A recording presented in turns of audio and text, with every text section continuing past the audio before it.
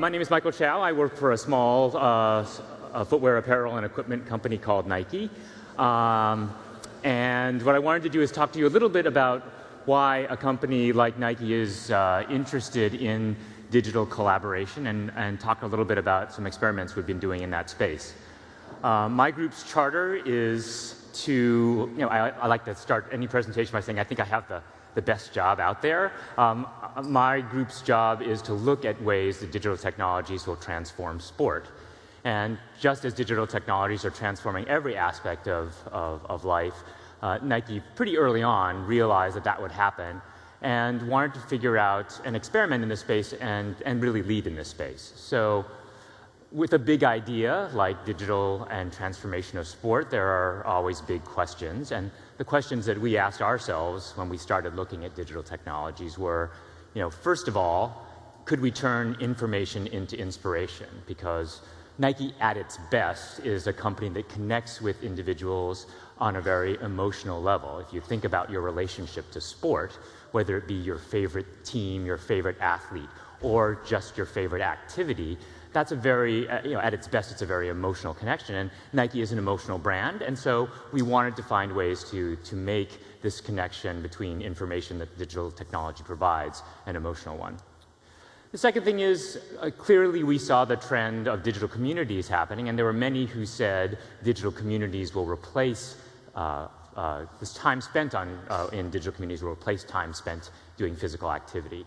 And we said, are there interesting ways to connect those two ideas together in a really self-reinforcing way? So you'll see that in some of the work we've done. And then the third is really, could we create a platform, really, of indispensable tools that connected our consumers to us and to things that were important to them? And you'll see that's a theme that we've also explored. So as we started thinking about this, we looked at the sport of running. And if you know Nike, you know that it started as a running company. A lot of our great innovations came from running. And we saw 4 key trends that were changing the way running was working and changing really our attitudes about the sport of running. First is that digital technologies we're now providing ways to get information about a runner's run. And the great thing about runners is that they're interested in their information. They're interested in how far they've gone, how fast they're going, and how many calories they burn. Now, many of you don't know this, but I've reached back into the Nike archive to show you our first efforts in this space.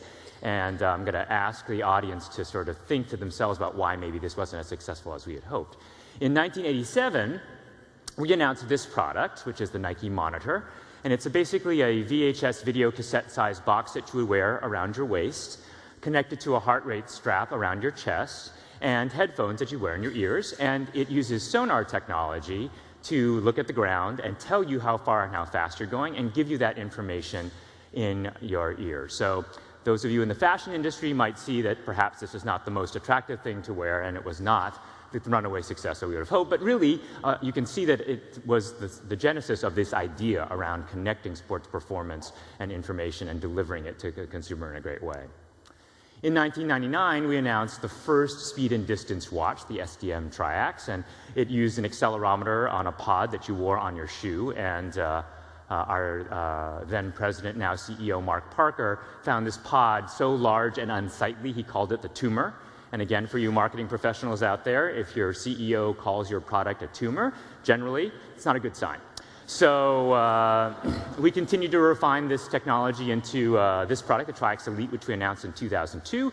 But if you think about sports technology in the past, really, the challenge around this space was that the experience looked a bit like this. These are actually screens from sports technology products that are shipped today. And I say, really, they combine all the emotional appeal of an EKG with Microsoft Excel. So if you put those two together, that rich emotional experience, that's pretty much what you get in sports technology today. And when we did our own efforts in this space, the interesting thing we found is that the most compelling part of our solution, what consumers told us, I like the fact that little orange boxes show up on days that I run. I think that's a rewarding and motivating thing. That's the most important part of the system that you can provide. So clearly, we were not connecting with consumers in the way we wanted to. So that made us think a little bit more about what this technology could do. let's talk a little bit about motivation. So if you look at this pyramid, it represents the way almost all businesses and categories inside Nike work. We go to the top of the pyramid, find the best athletes out there, try to provide the best technologies and best innovation for them in making products for them, and expect that that innovation will diffuse down the pyramid. But when we started looking at runners, we realized that actually the top of the pyramid, these people are self-motivated. They wake up every day expecting to go for a run. They never question that motivation. They can't imagine a day without a run. In fact, they get a little cranky if they can't do it. But if you look at the people on the lower part of the pyramid, they have a slightly different relationship with running. Some of them, know they should run, but probably don't run as often or as far as they like. Or some of them don't do anything physical at all, but know they probably should and would like it if they did. So we said there's an interesting opportunity to address this bottom part of the pyramid and provide solutions for them to provide motivation. So that's factor 2. Factor 3 is a little bit about community, and obviously an interesting topic in this audience. If you look at running marketing from the history of history, it looks a lot like this. If you pick up a running magazine today, you'll see images of running, of me running. It's just me, my shoes, and the endless road out into infinity. That's pretty much running marketing in a nutshell. But if you look at what's driving the growth of running, it's actually this, which is that people are participating in running and are often brought into running by the thought of being part of something bigger. And so we thought that's an interesting opportunity and an interesting insight to tie into. Okay, insight number 3, the rise of music. When I started working at Nike, Nike has a lot of great runners in its population. People came up to me and said, you're looking at digital music and running, and just so I can share with you, Michael, if you run with music, you're not a runner. And that was an attitude that was really prevalent in the early days of running. Runner's World did a survey about 5 years ago to ask the number of people who ran with music at the time, and about 25% of them said they ran with music. They did that same survey about 2 years ago, and 75% of runners said they run with music at some time or another. And perhaps more interesting than this is that close to 40% said they would not run without music. So clearly the shift has happened in terms of especially today's younger runner and their relationship with music. And of course, when you think about music, it's tough not to think about this device. And what you probably know is that over 150 million iPods have been sold. But what you may not know is that the most popular model, the iPod Nano, 50% of those users say they use that device in some sort of sport activity. So there's a natural connection between sport and music. And so we thought, why not put two brands together and figure out what we can do to really amplify that story. So we launched about 2 years ago Nike+iPod. Now, I'm going to ask first for a show of hands, how many people have heard about Nike+iPod? So that's a good, now, how many actually use it? Okay, it's a smaller number, but a decent number. So I'm going to take you through a super fast description of how it works, because I found that a lot of people who have heard about it don't really actually understand what it does, and it'll help as I tell the story going forward. So part of the Nike+ system is a small sensor that goes in your shoe with an accelerometer in it that speaks wirelessly to a receiver that plugs into your iPod. So all of our running shoes now today have this pocket where the sensor goes, and when you plug the receiver into the iPod, basically it transforms the iPod into sort of an audio personal trainer. And you get to see how far and how fast you go, how many calories you burned. And because we're Nike, we like to add a few surprise and delight features. So if you had a particularly good run, you'll hear something like this. This is Lance Armstrong. Congratulations, that was your longest workout yet. And that simple use of technology is one of the most popular features of the Nike+ system. It's a little bit of motivation that congratulates you and rewards you for your effort and activity. But a lot of the magic of Nike+ happens actually when you go to the website. So we built a site called Nike+.com, and the goal of that site really was to allow people to see their runs and have that information be motivational in a way. So each time you log into to the Nike+ site, and that happens automatically each time you sync your iPod, you'll see your last run. We call this reliving your run. And you can see how you did, where you went fast, where you went slow, and even where you engaged a feature we call the power song, which is that extra burst of motivation song that you've picked in your playlist. And very easily you can see also your history of runs. So you can see a lot of people like to see that they're going further, they're faster, or just running more often. So we make that really easy to do. And we also wanted to make it really easy to set goals, because what's really motivating to people is once you're starting something, you want to set a goal that makes it easy for you to see how you're doing against that goal. So Nike+ allows you to say, okay, I want to run 300 miles in the next 12 weeks. I'll click set that goal, and then each time I plug in my iPod and connect to the Nike+ site, it'll tell me how I'm doing against that goal. So a really simple concept, but virtually every member of the Nike+ community uses this feature. So if goals are a little motivating, then a little friendly competition, even more motivating. So we built in this challenge function, and I'll talk to you about how that's really exploded.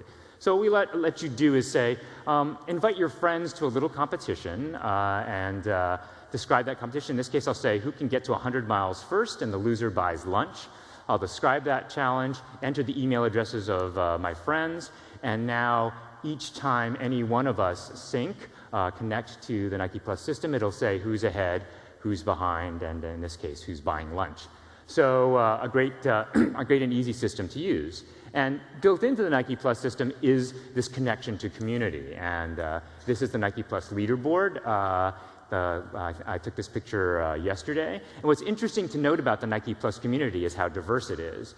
This gentleman at the top of the leaderboard in total mileage, Chuck Gennard, is a 65-plus-year-old veteran who has walked every one of those miles. And that's 11,500 miles over 2 years. That's roughly 17 miles a day, each day and every day for 2 years. So that's quite a lot of miles. But right behind him is Kitty, Katina Terry. She is a 35-year-old woman whose average pace is 7:30. So a very different class of runner, but they challenge each other. They congratulate each other on their milestones. They know each other through the Nike+ community. So it's a really powerful way for people who have very different abilities to connect. And if you talked to runners before, they would have said, in fact, runners of different types don't, different paces don't connect in this way. The other thing we did is we added to the goals feature by allowing you to set a New Year's resolution. It's a very powerful thing that motivates folks. And in this, I can actually pick from these little items and drop them on the goals. So if I visit this person and see that they have a particular goal, this is a 20-mile goal, I'll place one of those messages on the timeline so it'll say to me, Michael's left you a message, you must run to this point to read it. So it's another motivation within motivation. This challenge functionality has really brought a lot of rich creativity from the community. These are all challenges that have been created and publicly listed in the challenge gallery. There are hundreds of thousands of members engaged in these challenges. And you can see we have men versus women.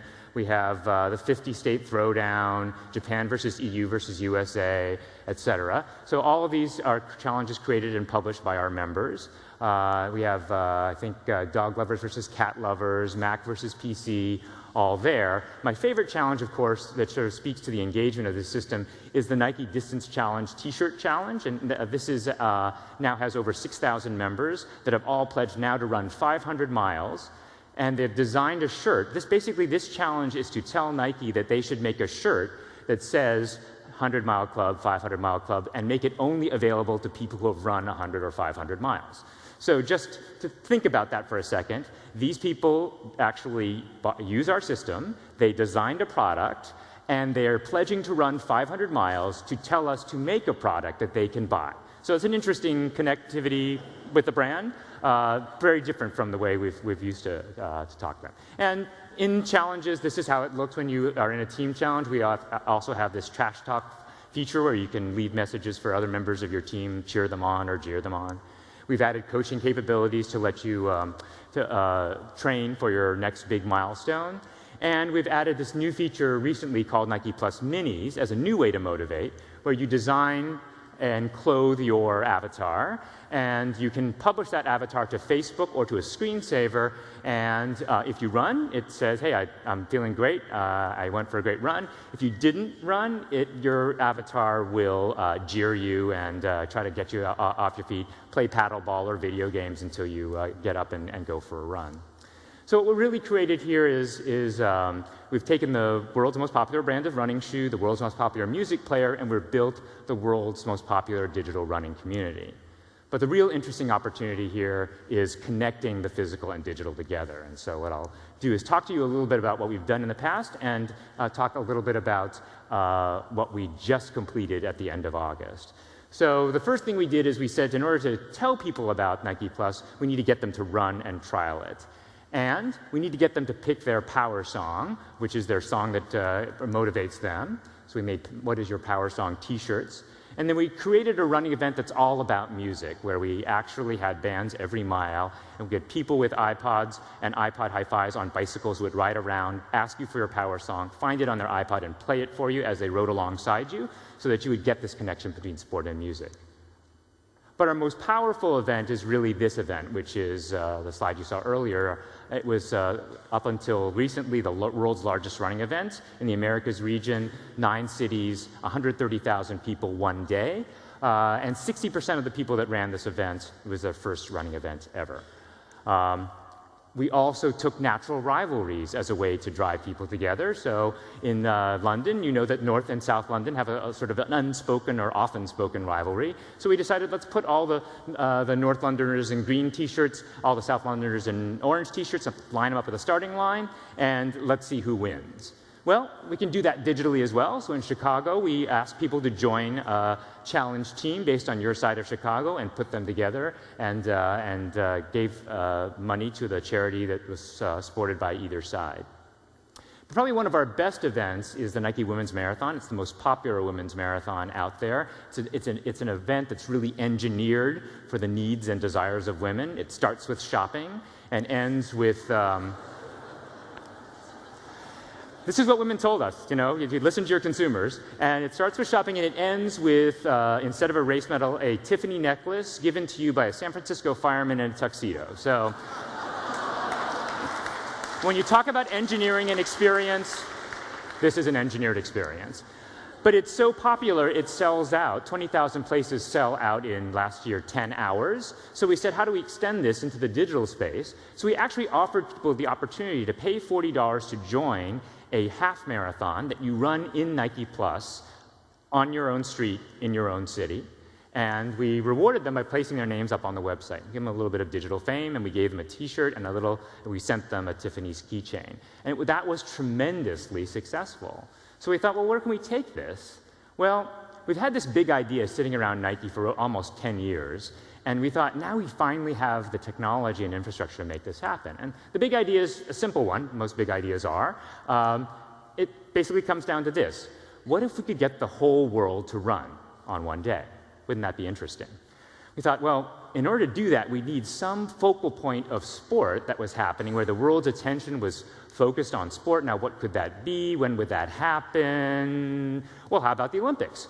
So we said at the end to culminate our efforts around the Olympics, we would stage the world's largest running race. So on 8/31/2008, we held an event called the Nike+ Human Race. Now, the interesting thing about the human race is, the brief of this was, could you make a running race that you could see from space? So that's a modest goal. We thought, well, how are we going to make that happen? Well, first we said we're going to stage 26 physical 10K running events in 26 cities around the world. If you've ever staged a running race event, doing one is challenging. Try doing 26 on the same day, a little bit of a challenge. But we also said we're also going to let any member of the Nike+ community run wherever they are and contribute to this large goal. So we said 2 ways to run. Run with us in one of our 26 cities, run where you are using Nike+. We created digital tools and training to bring the community together. We tied it to 3 global charities that connected with runners in a powerful way, and we tracked the contributions to charity on the website. So we said, the more miles you run, the more we'll give to the charity of your choice. And so we provided the context around this in the world's largest running event. So I want to show you what that looked like on race day.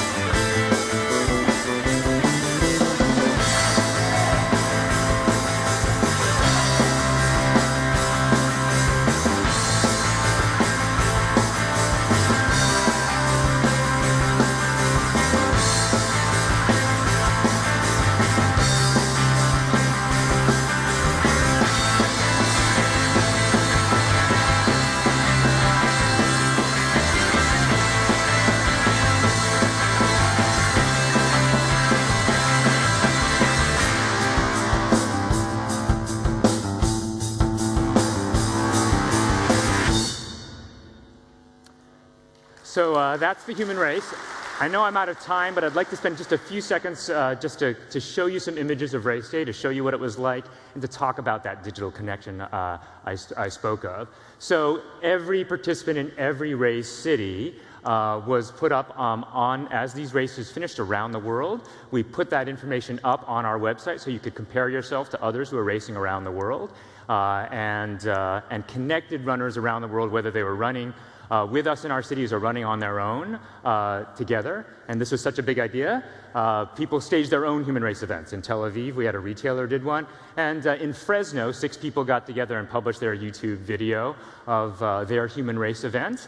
And my favorite, on a cruise ship, a family got together and ran around the cruise ship for 10K to participate in the human race. So shows you the power of a powerful idea. And I'll end on this image, which is basically we connected all these people together digitally through Nike+.com. So again, an interesting experiment of connecting a physical activity with a digital community.